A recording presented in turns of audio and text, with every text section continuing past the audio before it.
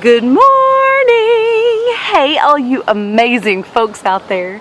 So I just wanted to encourage you today, as you get your day started, to truly see folks in the place that they are before passing judgment against them. Oh, but wait, here's the deal.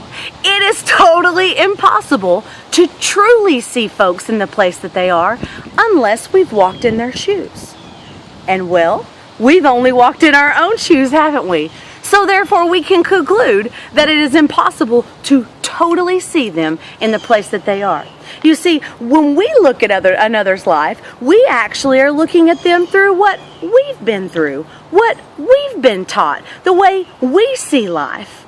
And so therefore we see them dressed a certain way, and it's really easy for us to say, well, I would never wear that. Well, guess what? They didn't get raised in the house that you got raised in. And you can say to yourself, well, I wouldn't act like that if I was in that marriage. Well, guess what? You're not. And you might say to yourself, well, you know what? If I had all the opportunities that person had, I certainly wouldn't just piss them away and not use the gifts and the talents and the experiences that I'd been given. I would have done something with my life if I was that person. Well, guess what? You weren't given their talents, you weren't given their abilities, and you are not that person. So there is truly no way to truly see folks in the place that they are without using the place that you are in to judge them. I heard a story once about this young boy, and man, he was known around campus as this little hippie dude. We'll call him Bill for story's sake. So Bill walked around, his hair was all shaggy, he always wore a Holy t-shirt, he always had ripped up jeans on, and man, he was just comfortable as can be in every situation. Well, Bill started going to this Student Christian Association there on campus, and he went ahead and he decided that this was the kind of life that he wanted to live. And so everyone at the Student Christian Association encouraged him to find a church to go to. And so you know what? There was one right across the street. So Bill thought, I'll just go to that one. It's pretty close. I won't have to get a cab, won't have to ride the bus. I can just walk across the street. So whenever Bill arrived at church that morning, he walked in. No seats on the last row. No seats on the middle row. Certainly no seats on the front row. But guess where there was a seat at? Right in front of the altar. So what did Bill do? Just like he would if he was at college, he plopped his butt right down in the middle of the church, very front and center in front of the pastor. To him, he thought, well, hey, there's a seat here, and I won't have any trouble being distracted by the folks in front of me. I'll be able to hear the pastor speak. About that time, the head deacon on the very last row, oh my gosh, he was prestigious. He had the nicest suit on. You could tell by the wrinkles on his face that he had seen a few things in his day. He had been the deacon of this church for years. A godly man in the sense that we see godliness. And this old man made his way all the way down to the front row. And you could hear people whispering, well, you know, he has a right to go ahead and address this young man. I mean, look at him. He's sitting in the floor. This is not just a casual place. This is church. He gets to the end and he sets his cane down. Takes him a good 5 minutes.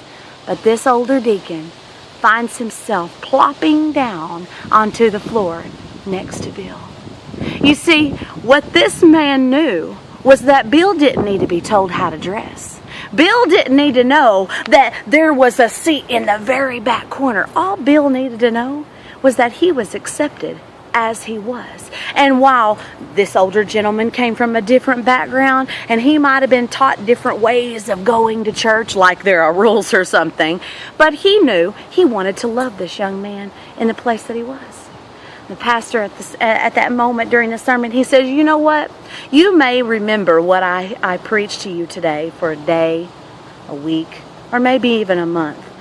But the sermon you just saw preached right here in the floor, you'll never forget that. Church, that's what church is all about. Today, what is it that is causing you to have a disconnect between how others live their life and how you live your life?